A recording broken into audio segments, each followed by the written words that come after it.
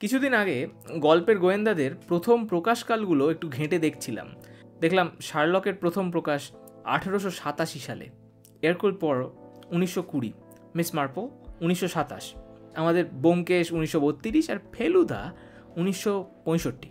কিন্তু বুঝতেই পারছেন এগুলোর কোনোটাই বিশ্বের প্রথম গোয়েন্দা কাহিনী নয়। তাহলে বিশ্বের প্রথম আধুনিক গোয়েন্দা কাহিনী কোনটা এবং কার লেখা? ঘুরঘুটিয়ার ঘটনা গল্পটিতে ফেলুদাকে একটা হেয়ালির সমাধান করার চ্যালেঞ্জ ছুড়ে নকল কালীকিঙ্করবাবু বলেন, ওটার সমাধান করতে পারলে তোমাকে আমার গ্যাবোরিওর সেটটা উপহার দেব। কিন্তু কে এই গ্যাবোরিও? 1865 বা 66 নাগাদ প্রকাশিত হয় দ্য লেরুশ কেস, ফরাসি উপন্যাস। লেখক এমিল গ্যাবোরিও। মূল চরিত্র মসিয়ে লেকক, ফরাসি সিভিল ল এনফোর্সমেন্টের একজন ডিটেকটিভ। ফরাসি উচ্চারণটার 12টা বাজিয়ে এই যে একে লেকক লেকক বলছি, এটাও বোধহয় খুব একটা ভুল নয়, কারণ তার নামের আক্ষরিক অনুবাদ দ্য রুস্টার, অর্থাৎ মোরগ। অনেকের মতে এই ফরাসি ডিটেকটিভ চরিত্রটি শার্লক হোমসের খুব বড় অনুপ্রেরণা। কিন্তু গ্যাবোরিওর গোয়েন্দা কাহিনীর শুরুটা সেই 1860-এর দশকে। অনেকেই একে প্রথম ফরাসি গোয়েন্দা কাহিনীর তকমা দেয় বটে, কিন্তু ইনি নিশ্চিতভাবেই প্রথম আধুনিক পশ্চিমী গোয়েন্দা চরিত্র নন। এই কাহিনীর সমসাময়িক আরেক গোয়েন্দা কাহিনী ইংরেজ লেখক উইলকি কলিন্সের দ্য মুনস্টোন, কিন্তু সেও তো সেই 1868। আরেকটু পিছিয়ে যাই, খোদ চার্লস ডিকেন্স তাঁর ব্লিক হাউস উপন্যাসেও গোয়েন্দা চরিত্র সৃষ্টি করেছেন, ইন্সপেক্টর বাকেট, কিন্তু সেও তো 1852। তাহলে বিশ্বের প্রথম আধুনিক গোয়েন্দা গল্প কোনটা এবং কার লেখা? এর উত্তর পেতে আমাদের আরও দশক দুয়েক পিছিয়ে যেতে হবে।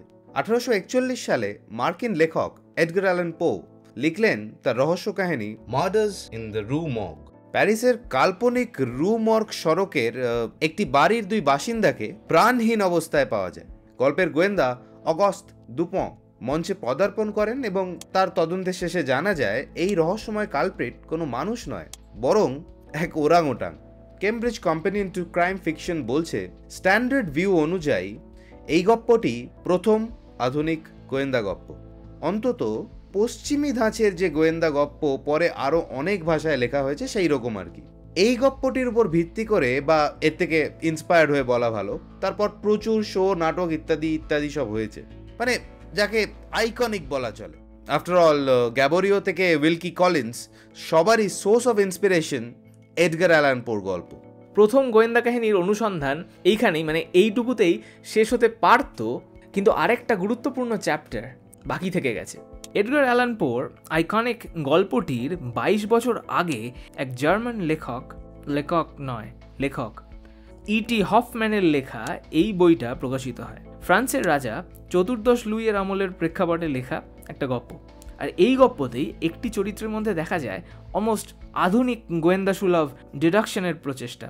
একদল গবেষকের মতে এই গল্পটি প্রথম জার্মান ডিটেকটিভ গল্প তো বটেই, এমনকি ওভারঅল প্রথম ডিটেকটিভ গল্প। অন্য দলের মতে এখানে ডিডাকশনের মান খুব একটা ভালো নয়, তবে সাবস্ক্রাইব বলে একটা বাটন আছে এবং সেটা নিঃসন্দেহে খুবই ভালো। যদি ইচ্ছে হয় ক্লিক করে দেখতে পারেন, যদি আগে ক্লিক না করে থাকেন। কিন্তু একটা জিনিস খেয়াল করুন, এটা যদি আধুনিক গোয়েন্দা গল্পের ধাঁচেরই কিছু হয়, তাহলে 1819 সালেই ওই ডিটেকটিভ গল্পকে কেন্দ্র করে, মানে যাকে বলে ক্রেজ, শুরু হলো না কেন? আজকের দিনে না হয় সব সিনেমা, সব ওয়েব সিরিজ, সব মানে গপ্প টপ্প সব কিছুতেই গোয়েন্দা গোয়েন্দা আর গোয়েন্দা, মানে খালি গোয়েন্দা। কিন্তু গোয়েন্দা গপ্পর প্রথম রমরমা তো মানে টেকনিক্যালি শুরু হয় এডগার অ্যালান পোর 1841-এর ওই প্রথম গোয়েন্দা গপ্পটার পর থেকে। 1819-এ হফম্যানের লেখাটা যথেষ্ট কদর পেয়েছিল, কিন্তু গোয়েন্দা গপ্পের বাজার প্রস্তুত হতে আরও কয়েক দশক লাগলো কেন? এর একটা উত্তর হতে পারে তখন পুঁজিবাদ সবে ঘোড়দৌড় শুরু করেছে, ব্যক্তি মালিকানার ধারণাটা অনেকটা পরিণত হচ্ছে, ফলে সম্পত্তি, প্রপার্টি রিলেটেড ক্রাইম অনেক বেড়ে যাচ্ছে। কিন্তু শিল্প বিপ্লব যে ম্যাসিভ পরিবর্তনটা এনেছিল সেটার প্রভাব কিন্তু সাহিত্যে পড়তে শুরু করলো 1830-এর পর থেকে। ইতিহাসবিদ এরিক হবসবাম সেরকমই বলছেন, এবং তিনি উদাহরণ হিসেবে অনেকগুলো নন ফিকশন বইয়ের কথা উল্লেখ করছেন যেগুলোতে সরাসরি শিল্প বিপ্লবের প্রভাব। ফিকশনেও যে শিল্প বিপ্লবের প্রভাব পড়তে শুরু করেছিল 1840 বা অন্তত 1830 থেকে, এমনটা মোটেই অস্বাভাবিক নয়। তাছাড়া 1840-এর পরবর্তীকালে তো ইউরোপের রাজনৈতিক উত্থান পতন চলছে পুরোদমে। নতুন ওয়ার্কিং ক্লাসকে কেন্দ্র করে শ্রেণী অ্যাংজাইটিও তৈরি হচ্ছে। ফলে গোয়েন্দা গপ্প পেয়ে গিয়েছিল তার জনপ্রিয়তার মেটেরিয়াল বেসিস। যেই সৌভাগ্য হফম্যানের ওই প্রোটো গোয়েন্দা গপ্পের হয়নি। সম্ভবত ভলতেয়ারের একটি গপ্পকেও প্রোটো গোয়েন্দা গপ্প ধরা যায়। তা সত্ত্বেও রুমর্গের গপ্পটাকেই প্রথম আধুনিক গোয়েন্দা গপ্প ধরে নেওয়ার একটা বিশেষ কারণ আছে। এনলাইটেনমেন্ট, শিল্প বিপ্লব, ফরাসি বিপ্লব আর ক্যাপিটালিজমের ফুলে পেঁপে ওঠার চক্করে সায়েন্টিফিক র্যাশনালিটি, এম্পেরিক্যাল এবং অ্যানালিটিক্যাল ডেটা নির্ভর প্যাটার্ন ম্যাচিংকে নির্ভর করে এই যে কেস সলভ করে দেওয়া, এটার প্রথম সূক্ষ্ম কিন্তু প্রমিনেন্ট আভাস রুমর্গের গপ্পটা থেকেই জমি পায়। একজন গবেষক তো আবার এডগার অ্যালান পোকে র্যাডিক্যাল র্যাশনালিটির জগৎ উন্মুক্ত করে দেয়া কলাম্বাস তকমা দিয়েছেন। যদিও আজকের দিনে দাঁড়িয়ে ইতিহাসের দিকে তাকালে সেটা প্রশংসার মতো শুনতে লাগবে নাকি অপমানের মতো শুনতে লাগবে সেটা ভাববার বিষয়।